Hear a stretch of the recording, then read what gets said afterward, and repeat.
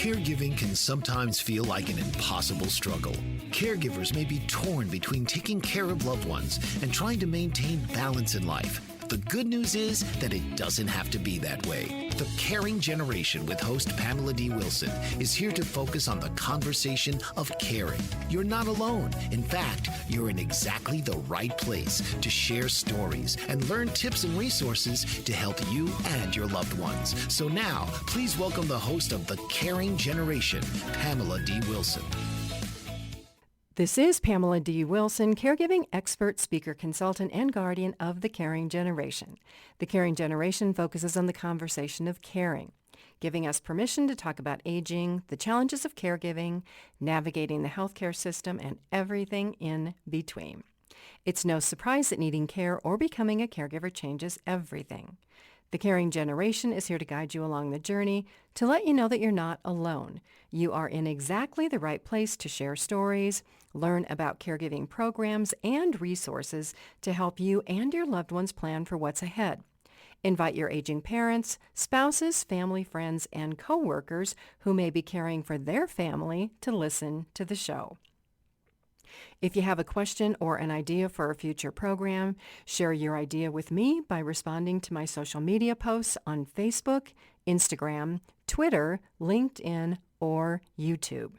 Today we will talk about why caregivers don't get the help they need. While there are many obvious reasons like not asking for help, a better response is that knowledge and question gaps exist. While family members accept the role of being a caregiver for an aging parent, spouse, grandparent, or another person in the family, there will be things that happen that can't be anticipated unless you have a lot of previous experience as a caregiver. For example, did you ever think you would experience a pandemic like COVID where the effects will continue for many years when hope existed in 2020 that we would soon be back to normal? The pandemic has made life more complicated for caregivers and persons who need care. As a caregiver, responsibilities begin with a bang, like a parent experiencing a heart attack, or with small tasks. Caregivers say, "Oh, it will be better in 6 months." 6 months pass. Caregivers say, "Oh, another 6 months." And then all of a sudden, 5 years or 10 years have flown by. Life as a caregiver isn't easier. It's only more demanding and complicated. Depending on when you first became a caregiver, it can seem like life is passing you by. Maybe you hope to attend college, get married, have children. None of that is working out. Why caregivers don't get the help they need. Knowledge gaps, small and big. Expectations, not knowing what questions to ask, timing, and more. Let's picture a knowledge gap. In this case, thoughts or expectations about an adventure like hiking the Grand Canyon. How many of you have been to the Grand Canyon? It's one of the 7 wonders of the world. When you think about it, caregiving is a wonder of sorts. It's wonderful or wonder-awful. Visiting the canyon can be an education in itself. So much to experience and learn, a lot like being a caregiver. It's one thing to see the Grand Canyon in a picture book. Hiking the canyon is a different experience. The Grand Canyon is 1 mile deep, 277 miles long, and 18 miles wide. That's information you don't get by looking at a picture in a picture book. Why caregivers don't get the help they need is that the responsibilities of becoming a caregiver can be challenging to imagine, like imagining hiking the Grand Canyon. If you are a caregiver, did you on day 1 think you would be doing all of the tasks you're doing today? How long did you think caregiving would last? Why caregivers don't get the help they need is a lack of planning for the things that are likely to happen. But here's the catch. How do you plan for something like caregiving responsibilities when you have no experience or knowledge about what will happen in the future? What would you have done differently if you knew 6 months before the pandemic struck? For example, would you have researched the 1918 flu pandemic and learned that it killed 675,000 people in the United States? If you did, you might have learned that another similar pandemic occurred in 1957, then again in 1968, and again in 2009. And you might have created a plan for what you might do. I'll link to a page here in the show transcript so you can read about these events for yourself. You might have also learned through your investigation that the seasonal flu virus results in a range of 12 to 61,000 deaths every year in the United States, and between 140 to 810,000 hospitalizations, with up to 45 million people becoming sick with the flu virus. Statistics from the flu virus are pretty startling.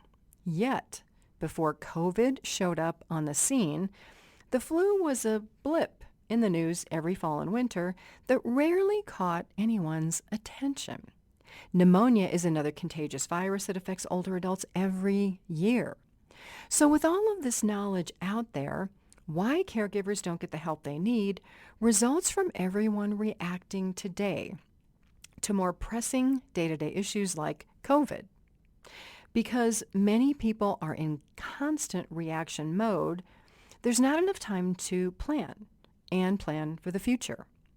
Add to this technology use and distractions from receiving emails, responding to text messages, and constantly searching the internet to find helpful information.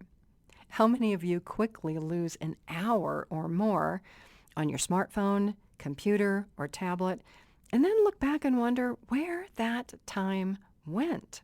It's easy to lose track of time. Why caregivers don't get the help they need is because planning for unimaginable events or predicting the future is hard. If we all had a crystal ball, wouldn't that make life easier? But it would take away the surprises in life. Planning to be a caregiver or a person who needs care isn't a fun activity. Why wouldn't we prefer to plan a vacation or something else?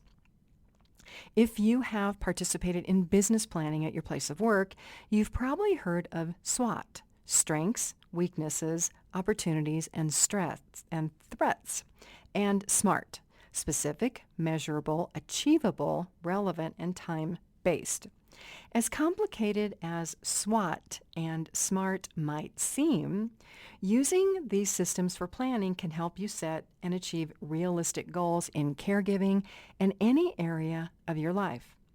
How many times did you set a goal and fail because you didn't fully understand the actions it took to achieve the goal? Why caregivers don't get the help they need results from overestimating or underestimating the time and work to complete tasks or projects.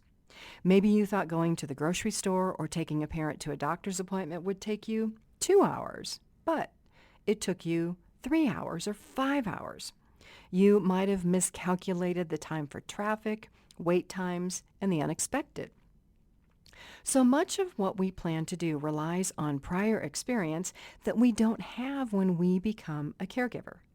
Why caregivers don't get the help they need results not from realizing the benefits of having a care plan, a financial plan, or a family plan, or even talking about caregiving in the family.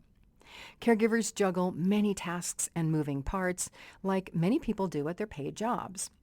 Many don't view caregiving as work. It is work.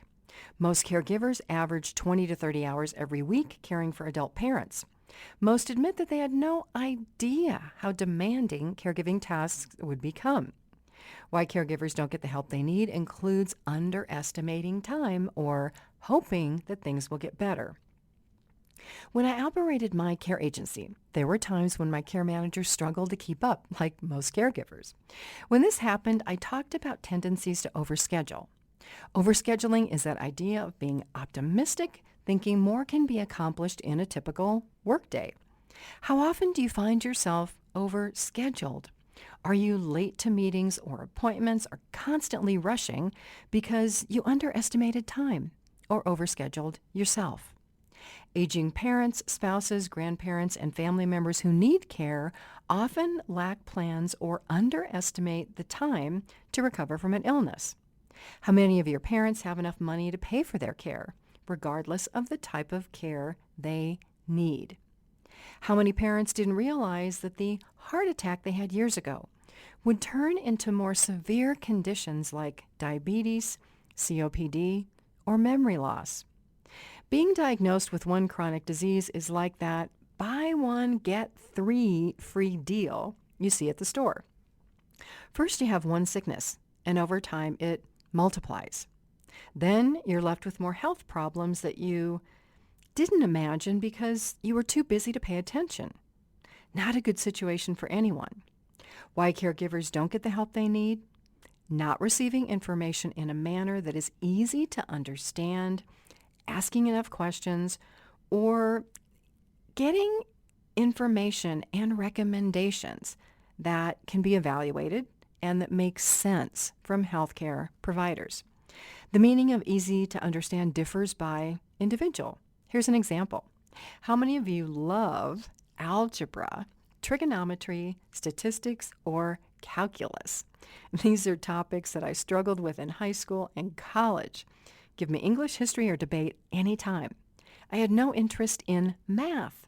On the other hand, I'm good with accounting because I can relate accounting entries to owning and running a business, which I've done for more than 20 years. I'm not sure back then if I had this mental block when I was in algebra class.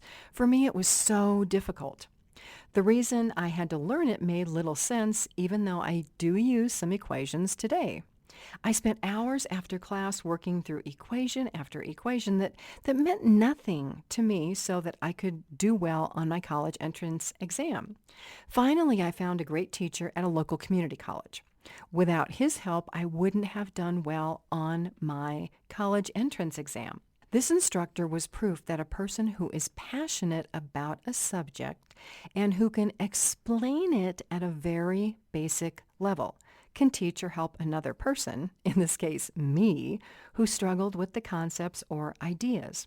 Why caregivers don't get the help they need can be partly in the mind and in thoughts.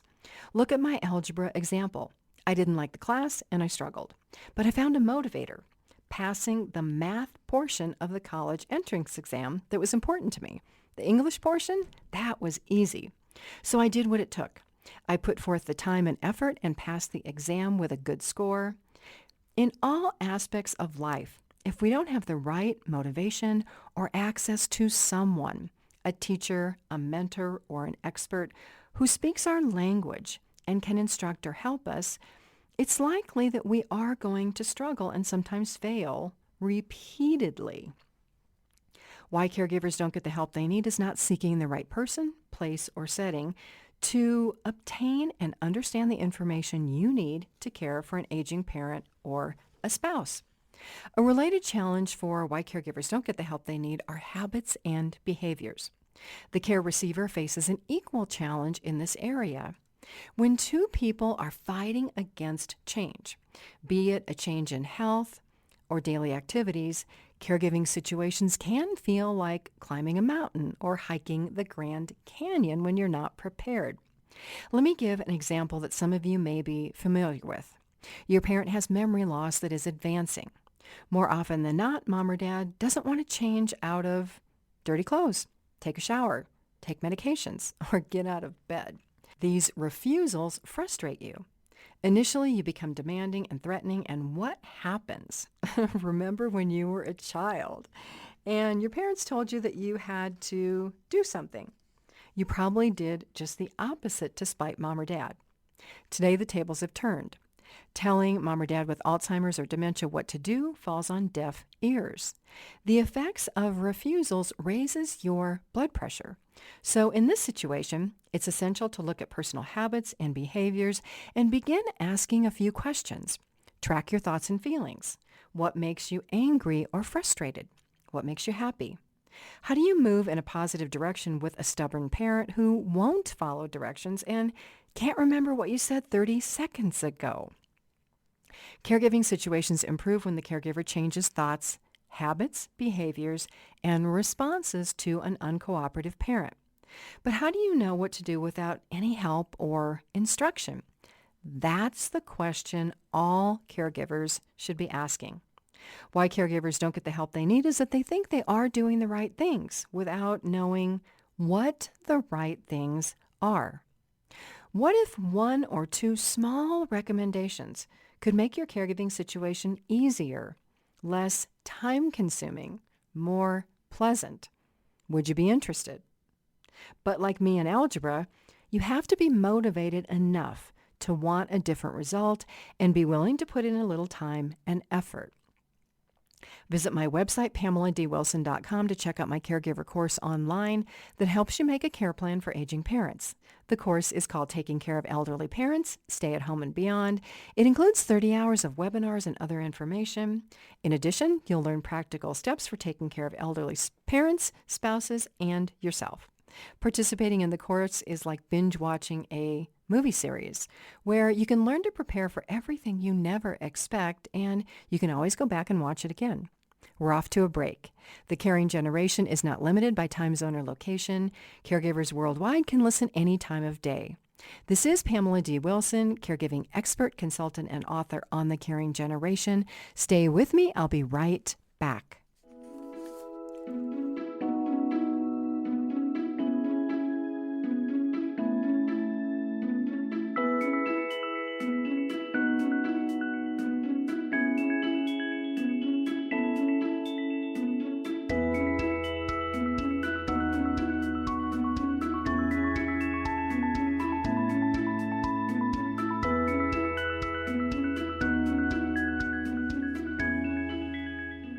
This is Pamela D Wilson, caregiving speaker, expert, and advocate on the Caring Generation program for caregivers and aging adults. Whether you are 20 or 100 years old, you're in exactly the right place to learn about caregiver support programs, health, well-being, and other resources to help you and your loved ones plan for what's ahead.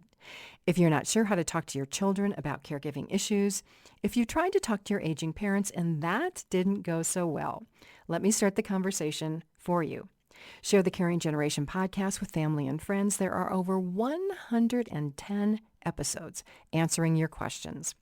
Visit my website, PamelaDWilson.com, to find resources for caregivers, my caregiving library, caregiving blog, online courses, transcripts of these podcasts, and how to schedule a one-to-one elder care consultation with me by telephone or video call. Let's talk about more reasons why caregivers don't get the help they need. Before the break, we were talking about caring for a loved one with memory loss who has resistant behaviors. Upon the diagnosis of memory loss, a loved one or family members might also be in denial about having memory loss, or a parent being told that they're forgetful. If you've had this experience, you know that mom or dad can get pretty angry if you point out a memory glitch. Believe it or not, the same thing happens with caregivers, but differently, specific to being a good caregiver. The same concept also applies to the workplace and many experiences in life. Are you as good as you think you are in any skill or ability? For example, if you play chess, can you play with the best chess players? If you ski, are you proficient at blacks, moguls, and trees? If you play chess, cards, golf, or another game, how do you feel when you meet or play with someone who is better than you? Might playing against a skilled competitor change the way you think about the level of your skills and make you want to learn more or do better? There's a researched theory called the Kruger-Dunning effect that sheds light on this topic. The research confirms that most people overestimate their abilities. So, for example, a caregiver thinks they can do more in a set amount of time, thus overestimating and overscheduling. A caregiver may think that they can go on and on without a break, but then experiences overestimating abilities that eventually translate into anger, resentment, exhaustion, and burnout. These degrees of overestimation occur in many areas of life: health, leadership skills, ethics, emotional intelligence, interpersonal skills. For example, how many times did you receive a job evaluation, or do you receive feedback that you immediately think is wrong or unfair? If this has happened to you, or if it happens to you, your behavior might represent the research of the Kruger-Dunning effect. Take this one step further, specific to caregiving relationships. How might overestimating abilities, the caregivers or the person needing care, be harmful to the relationship or harmful to health? And how much of this overestimating relates to denial? Oh, it's not that bad. Oh, it's okay. When there's really this train accident about ready to happen. Denying that memory loss is as advanced as it is, or that significant safety risks exist, can result in dangerous situations for the person who needs care. Children may deny that mom or dad need more help than they do because they want to believe the best. That is until an accident happens that proves that a parent or a spouse can't be left home alone safely. How often have you made a lot of mistakes or made poor decisions in your day-to-day life? This can transfer to your caregiving skills. If so, these unfortunate events can result from that overestimating abilities or rushing to make a decision when you don't have enough information or you don't know what you should know. Unfortunately, similar to an aging parent or a spouse who lacks the insight or the ability to recognize that they have memory loss, some caregivers consistently overestimate their abilities or underestimate the severity of potential situations. Research confirms that many individuals who make mistakes or poor decisions suffer the consequences, but rarely look back to realize that their lack of insight, education, or conscientious behavior is the cause. It's almost like reverse memory loss and a lack of understanding for caregivers. I speak with many caregivers who express frustration with aging parents who ignored their health, didn't follow doctors' recommendations, and now call the children asking to be helped or rescued. In caregiving in all aspects of life, it's better to acknowledge things that you might not know instead of assuming that you know everything.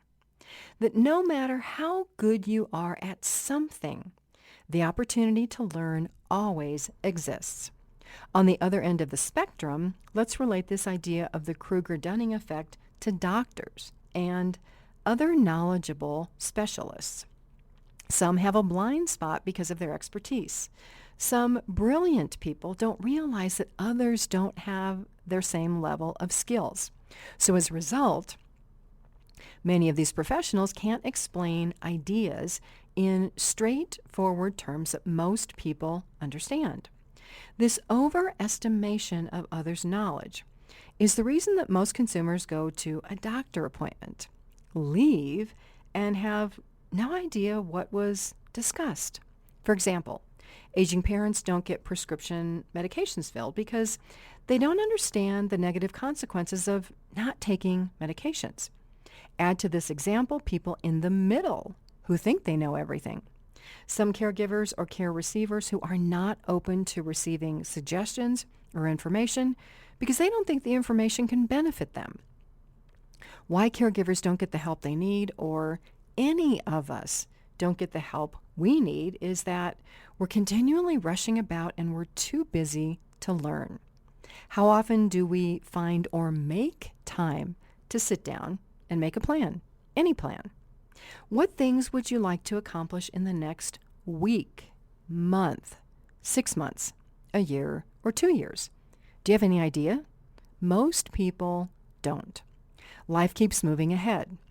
When we're not present day to day to realize that there is so much more out there for us, more to learn, more to do, more experiences, we limit ourselves and our potential. How often do you hear anyone say, I exercise every day so that I can still be active when I'm 70 or 80? How many people think that far ahead? Yet, forward thinking is needed. so that we get what we want out of life as a caregiver or the person needing care. Consider the positives and the negatives, the consequences of your actions today on your life 10, 20, 40, 50 years down the road. Time passes so quickly. One day you're 20 years old and the next you're 60, facing retirement, caregiving, and health issues. Instead of asking why caregivers don't get the help they need, take charge of your health today. Share the knowledge you gain from this program about being healthy with family members. Caregiving is a family issue. Health becomes a family issue when siblings, parents, or grandparents lack the knowledge or don't know the questions to ask to take better care of themselves. Become the health ambassador and the educator in your family. As we discussed, being healthy and engaging in healthy habits is a pattern and a habit we can all embrace. How can you respond to those who say, "Oh, I'd like to lose weight," or "I'd like to feel better"? You can ask about their plan to complete their goal. You can also say when doing X, like losing weight, is important enough to you, "I'm sure you'll do whatever it takes to reach your goal, but not until then." The challenge with goals of any type is that we set goals and we don't know the steps to take to make them happen.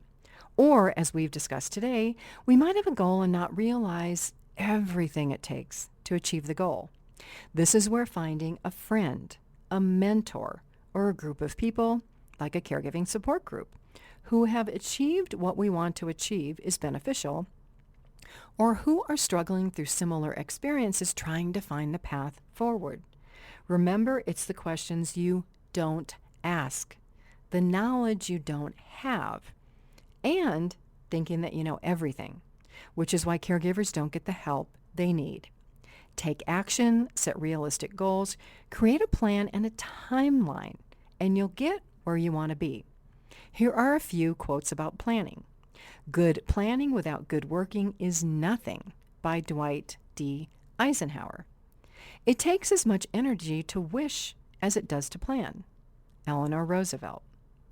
"Plan for what is difficult while it is easy. Do what is great while it is small," Sun Tzu. And the last, "Always plan ahead. It wasn't raining when Noah built the ark," Richard Cushing. Thank you for joining me on this week's episode of The Caring Generation, the only program of its kind connecting caregivers and aging adults worldwide to talk about caregiving, well-being, health, and everything in between. Invite your family and friends, co-workers, and everyone you know to listen each week. I'm Pamela D Wilson, caregiving expert, elder care consultant, and speaker.